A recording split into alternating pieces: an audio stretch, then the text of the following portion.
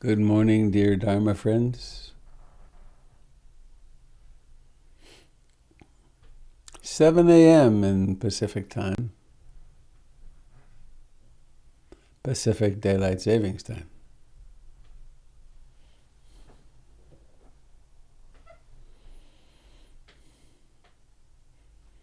I'm Robert Beatty. This is a broadcast of the Portland Insight Meditation Community. Wait, I should do what I'm doing. Recording in progress. There we are. Live on Facebook and YouTube.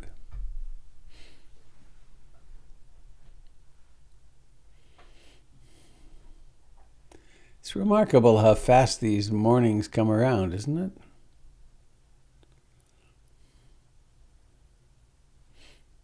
Poof, poof, poof, poof. It's like those, in the old movies, the way they showed the passage of time, the calendar pages flipping off. It's already September the 7th.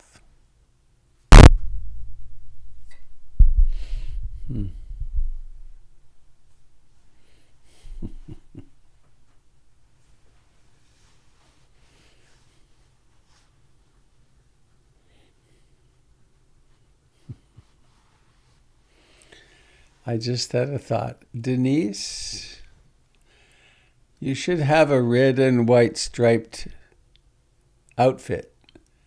And it would be like, where's Denise now?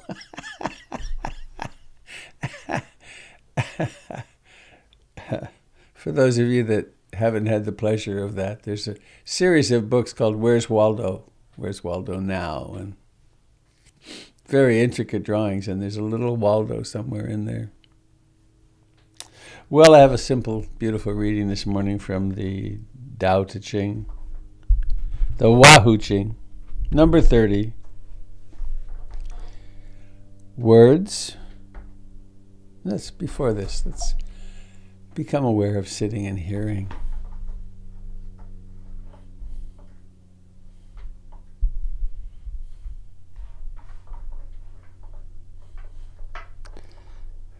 The truth according to Lao Tzu. Words can never convey the beauty of a tree. To understand it, you must see it with your own eyes. Language cannot capture the melody of a song. To understand it, you must hear it with your own ears.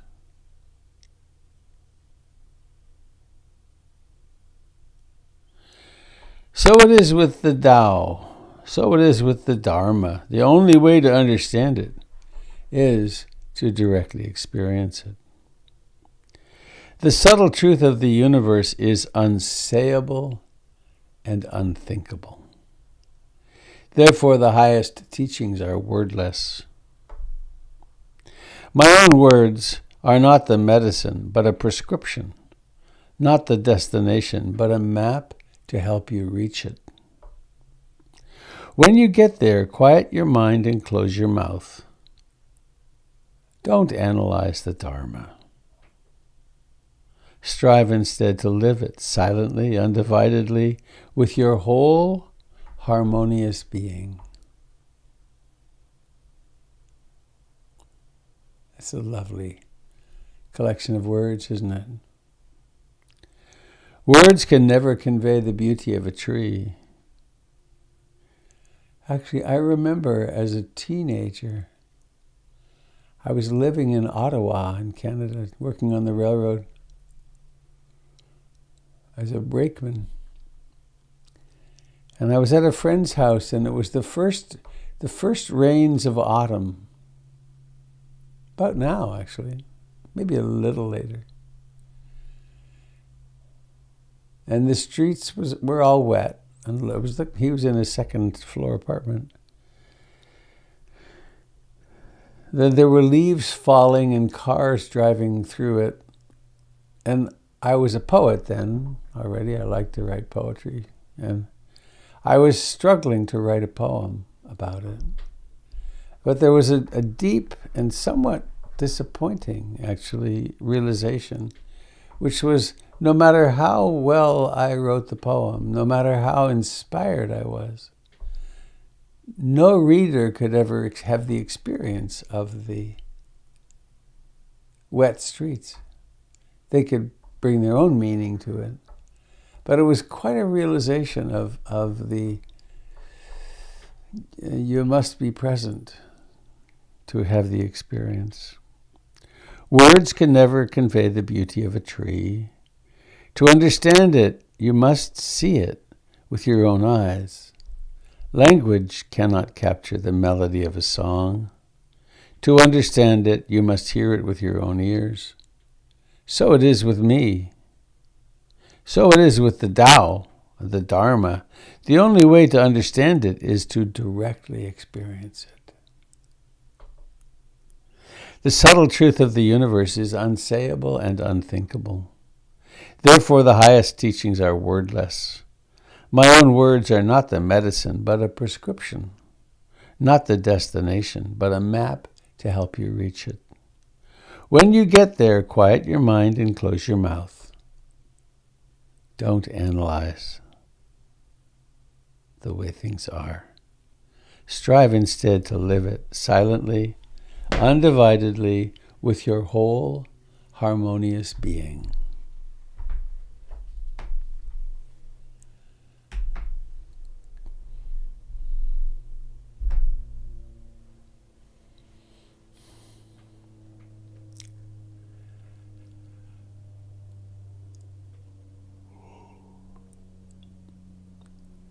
Sitting consciously. I aspire to be awake and take refuge in the Buddha, the Dharma, and the Sangha.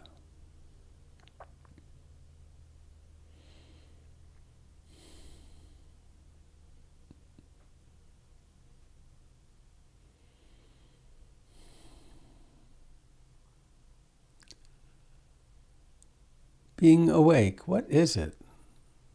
It's indescribable. Yet knowable.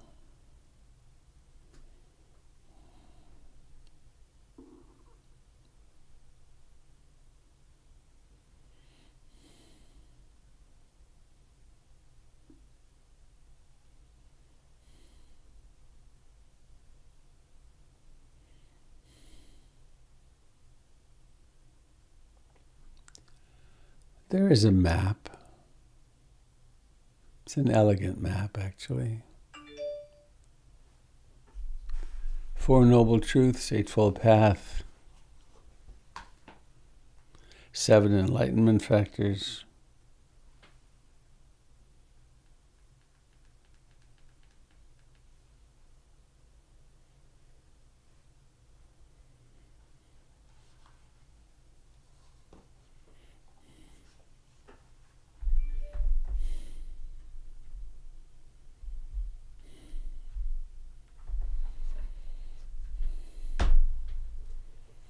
and there is community. Even though we are, in a certain way, ultimately alone, if we go deeper, we ultimately are intimately connected.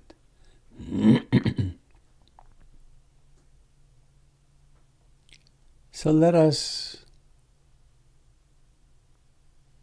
stop.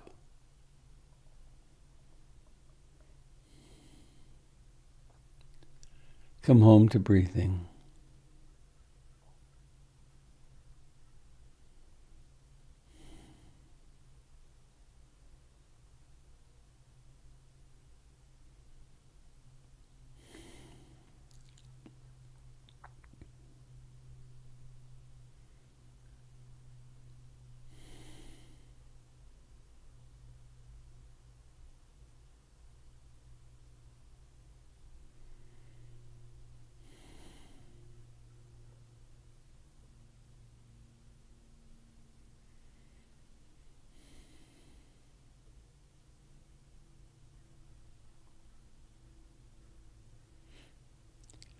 This practice of ours is not about self-improvement. It's about self-acceptance.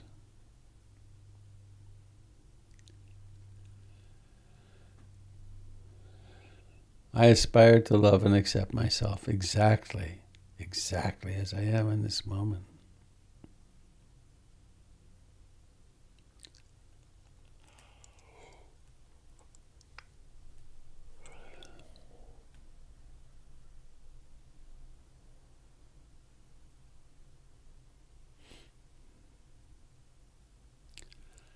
And there are all those ways that we're capable of suffering. Birth, sickness, old age, decay, death.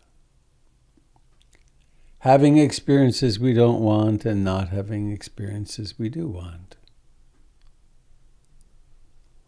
Being with person or persons we really don't want to be with, and not being with the chosen person or persons.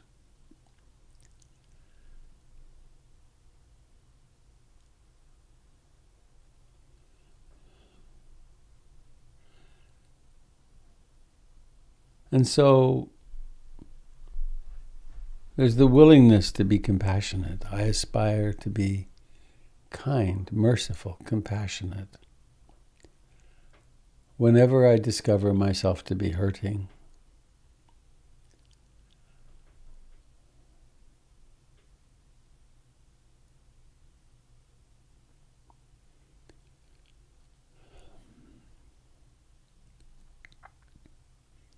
and so we sit, coming home to breathing, noticing the mind.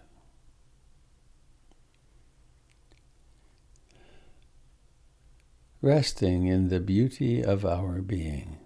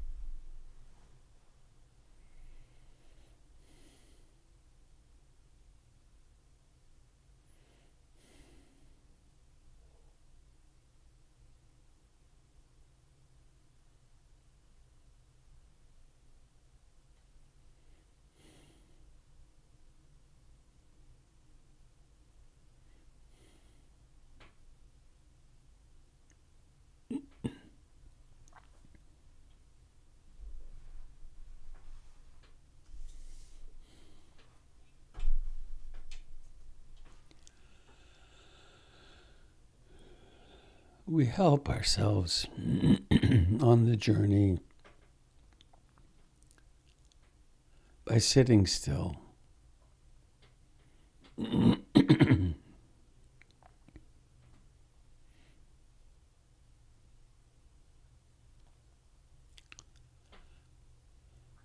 When we want to take a fine photograph, we hold the camera still, or we use a tripod.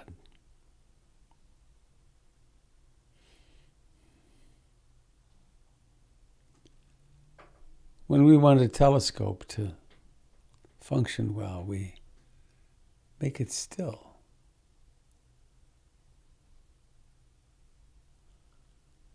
And so we park the body here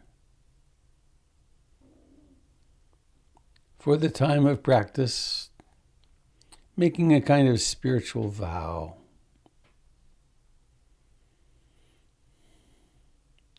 Unless there's an emergency, I'll actually just observe.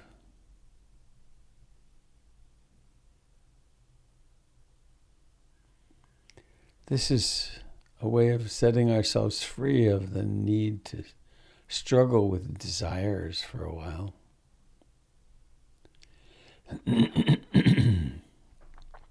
We can just watch them come and go rather than have to choose whether or not to pursue them.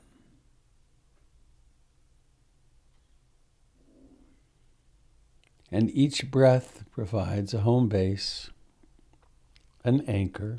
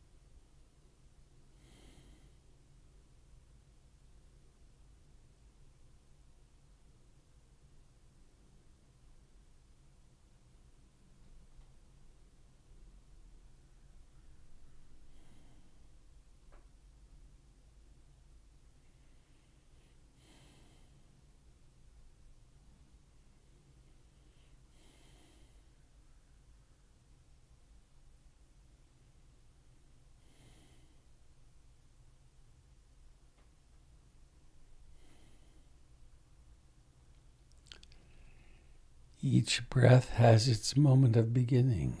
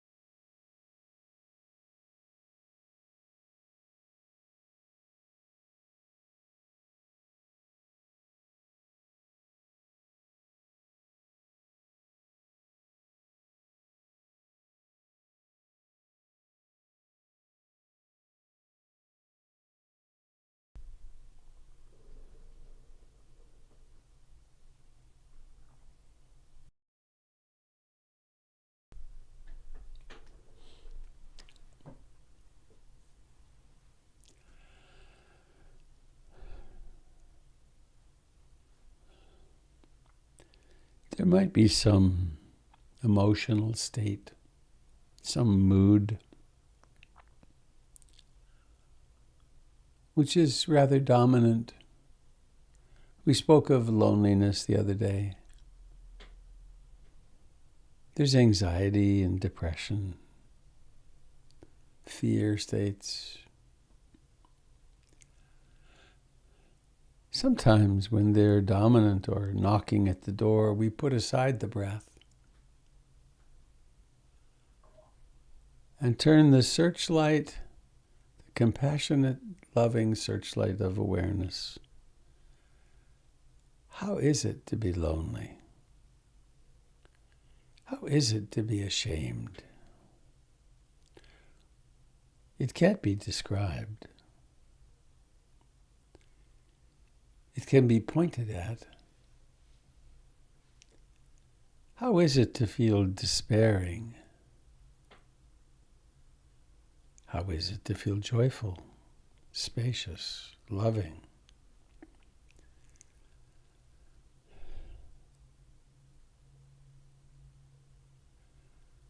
One moment after another, we embrace the truth of our experience.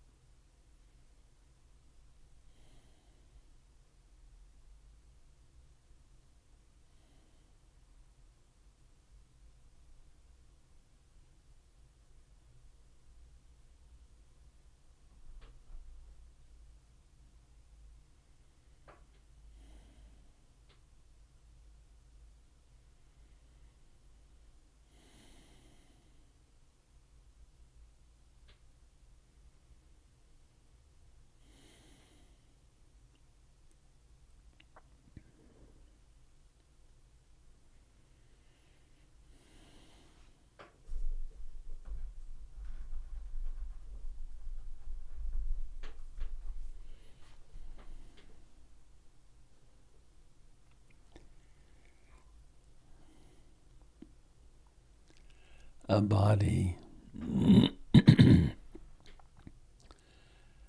A body was born. It formed and was born. It came with consciousness. It's gone through somebody training, extensive somebody training. And now somebody sits here. Somebody sits here.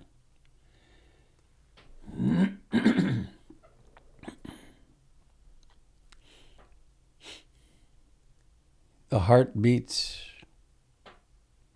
digestion occurs, salinity is monitored, temperature, and there's awareness.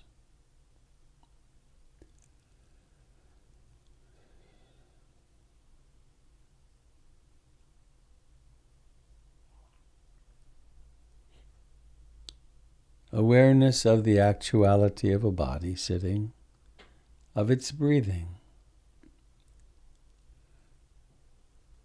of the facts of liking and disliking of sense door contacts, of the facts of all the stories, mental formations, ideas, moods,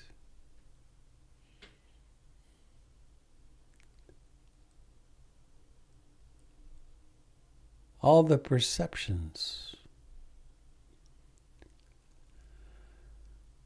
the arising of the 5 hindrances and the 7 enlightenment factors, the arising of greed and non-greed, hatred and non-hatred.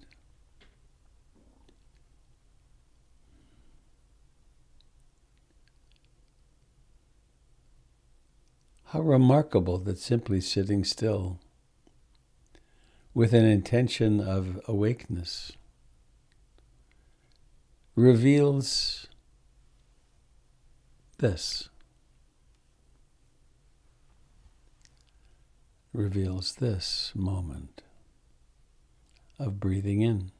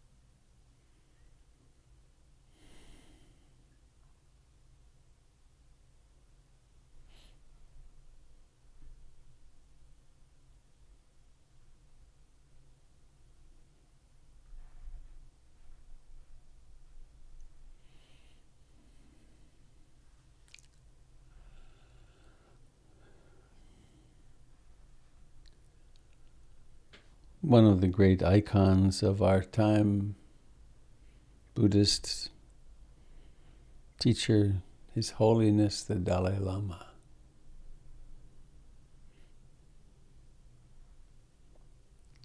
Has been saying for decades, my religion is kindness.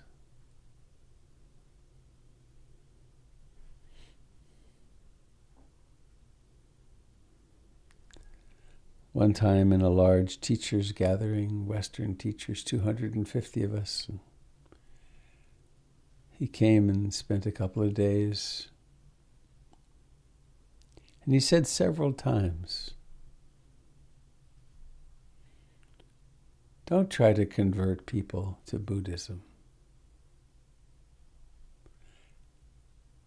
Help them be kind. Help them become better Christians, Muslims, Jews, Hindus. And you do this by being kind yourself.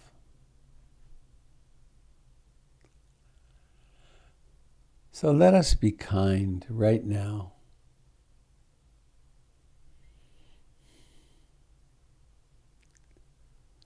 What if we were to drop the self-criticism or the demand, I should be different?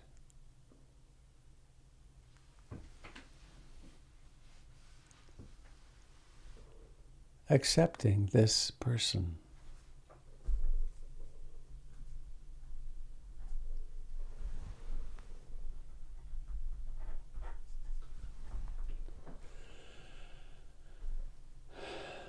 This moment is like this.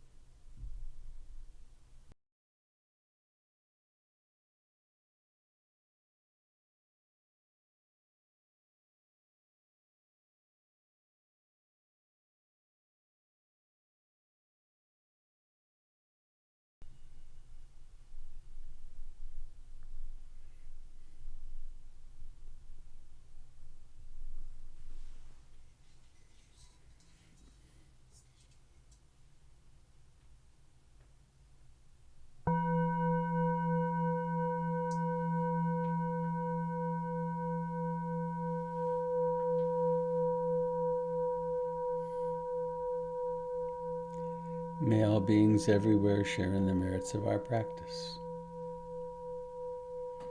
From those nearest and dearest to us to those from whom we are estranged, to those who are downtrodden and struggling to survive, to those who are extraordinarily successful and rich, to our brothers and sisters and friends of the air, the earth, and the waters, to all beings.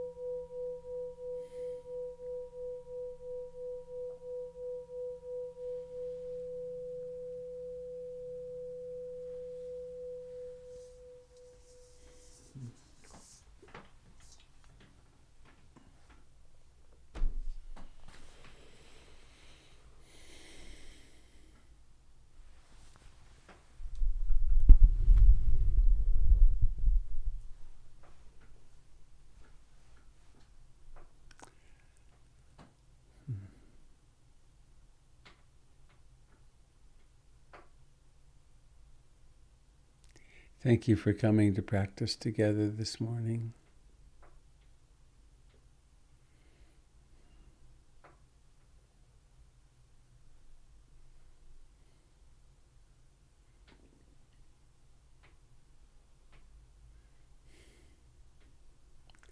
I'm very grateful,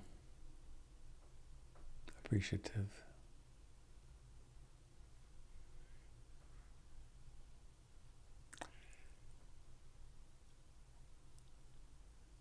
I'm experiencing avoidance of any announcements. One that I probably ought to have made more loudly is the permit was granted. We have a building permit. And today already, actually, Gregory let them in already over at PIMC. The asbestos abatement people are there with their miles of plastic, I think. And they're going to take the popcorn ceiling off the living room, which will take 3 days. And they'll take the old lights down, and construction is underway. The other announcement is that I will be leaving on Tuesday morning to go teach at Hollyhock in Canada. At least that's the plan. I have my appointment on Saturday for my COVID test so that I can have it in hand at the airport. It's quite possible I will land in Canada and be required to take another one of those quick tests. So we'll see. One very lovely human being named Atum O'Kane, Sufi teacher, who I've known for 35 years, I got to the border or got into Canada and tested positive because he still had remnants of having had the illness. And he didn't have the proper documentation, so he couldn't teach his workshop. So that's that. I'll be gone from the 14th to the 28th. And my dear colleagues will be continuing to carry the torch during that time. And some of you might not be on the Connections listserv. If you're not, I highly recommend you getting on. Our colleague and friend Doyle Banks, who's been, since the beginning of the teacher training, before that, and also has taught compassionate communication at PIMC to many, many people, has decided it's time for him to move on. And so he's bid us adieu, and we wish him well on his journey. He contributed tremendously to PIMC. And he did those Friday morning gigs for almost 2 years, half an hour on Friday morning from 11:30. Anything else that must be announced, Jim?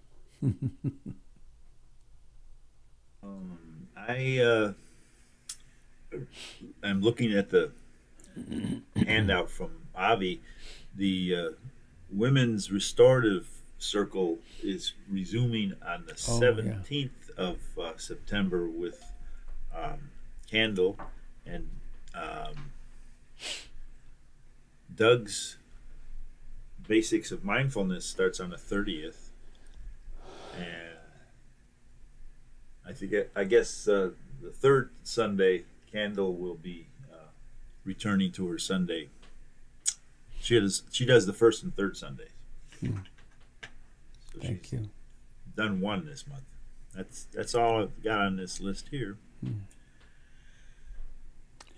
I'm zeroing in on a class I'm going to teach this fall. It's almost decided, but I will do that as soon as I can. It's ripening. So, enough of that. You remember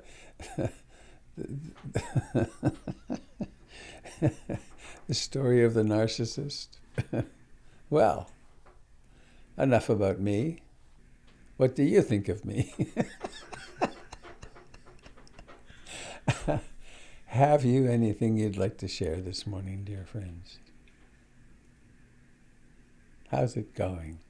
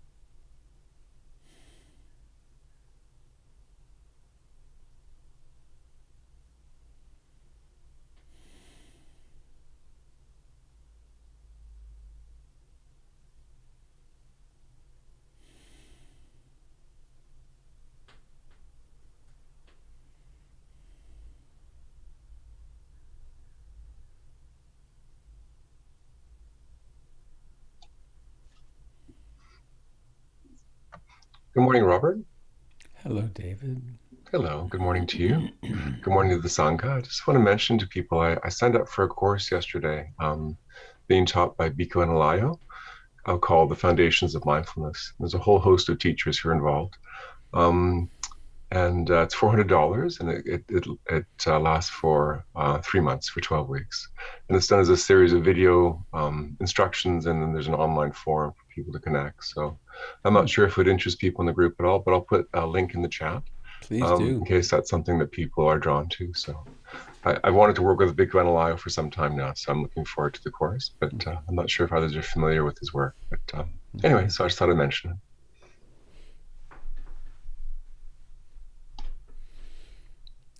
I guess in that vein of a sort, I'm getting close to the end of reading Waking Up White. And that's a fine book for foundational understanding of privilege and the effect of structural racism. Very, very important, beautiful book. Waking Up White.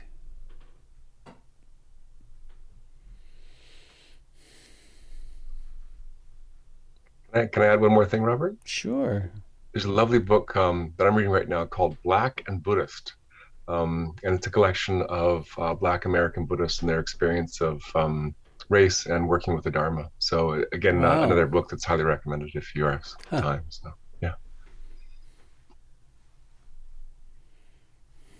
It's a whole literature emerging now. It's great.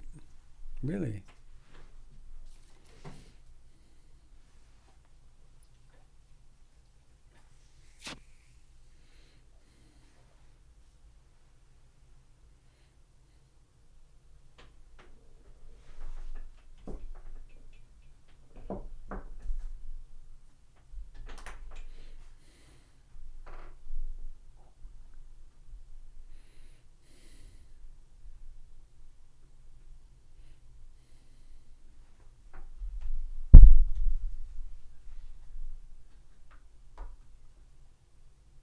Hi, Robert.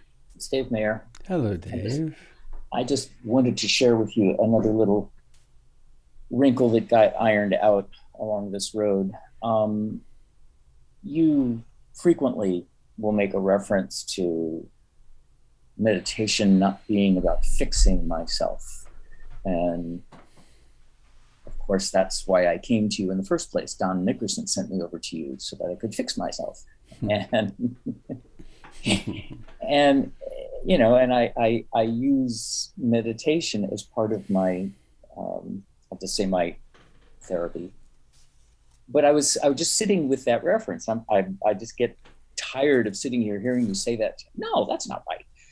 And as I was sitting with it, I realized that I more accurately have shifted my perspective with it, which is that I'm not fixing myself. I am attending to those areas which are obscuring myself. Ah. That meditation is allowing me to find myself by sitting with those obscurations, and it fits in with the other metaphors. Again, language is the prescription, not the actual, but talking about the shadow. And I because of my early childhood stuff, the image I have of myself is of a malformed peach that hasn't gotten enough sunlight, that it's a matter of ripening, and that what I'm realizing is, or sort of a paradigm as I do this, is that awareness is the sunshine, and that if I can bring sunshine to those parts of me that lived in the shadow or live in the shadow, and if I have patience, that it's a matter of ripening. And if it's not happening fast enough, okay, well, it's just going to take the sunshine a little bit longer and sit with this. It will become what it is. And when it's ready, it will reveal itself. And just a couple of examples. Depression. Depression was a state for me for such a long time.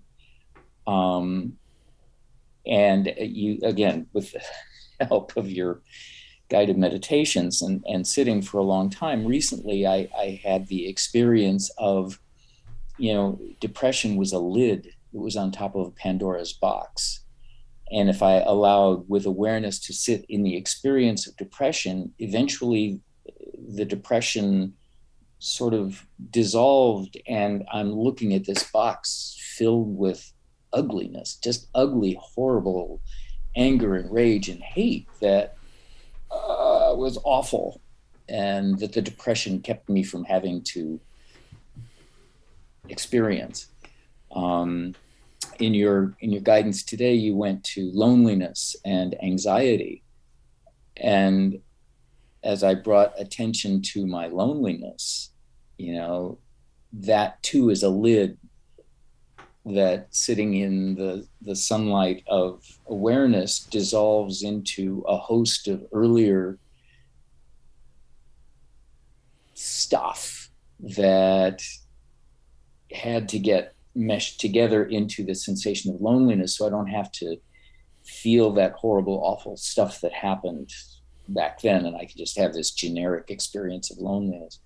Anyway, we don't want to babble on, but it's just the idea of awareness as sunshine, and that I'm not fixing myself. I'm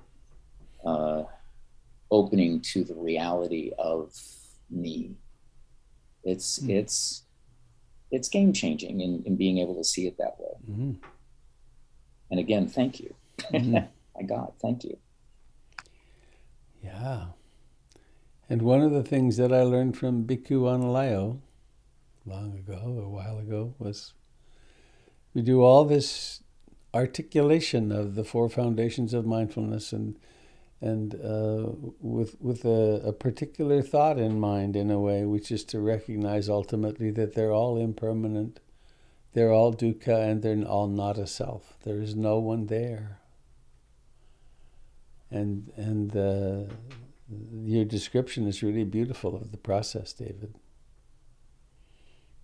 And those lids come off, and then actually there's something we can open to more of ourselves. And the thing that opened up for me here today, honestly, for the first time, is, I've been just sitting with awareness, and something revealed itself to me that's even more magical than awareness, which is existence.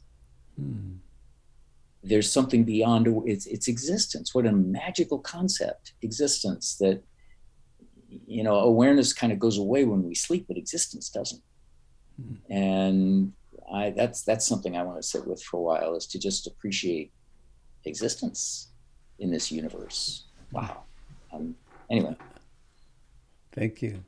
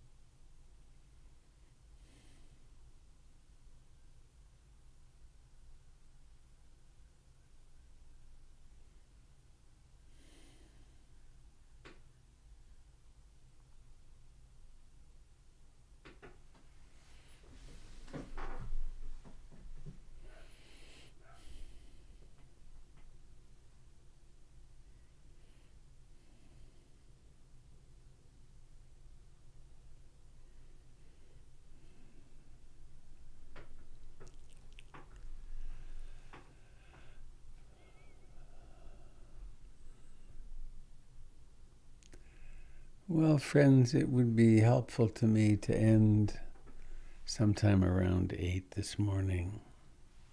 Anybody sitting with something you'd like to share before we go?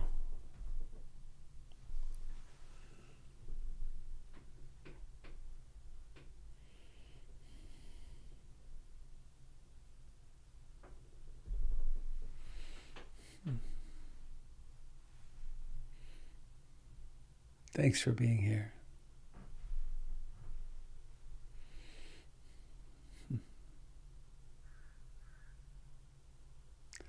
Let's go out on Bhavatu Sabbe Mangalam. May all beings receive all blessings. And if you'd like to unmute, that'd be nice. Bhavatu Sabbe Mangalam. Bhavatu Sabbe Mangalam. Bhavatu Sabbe Mangalam. Sadhu, sadhu, sadhu.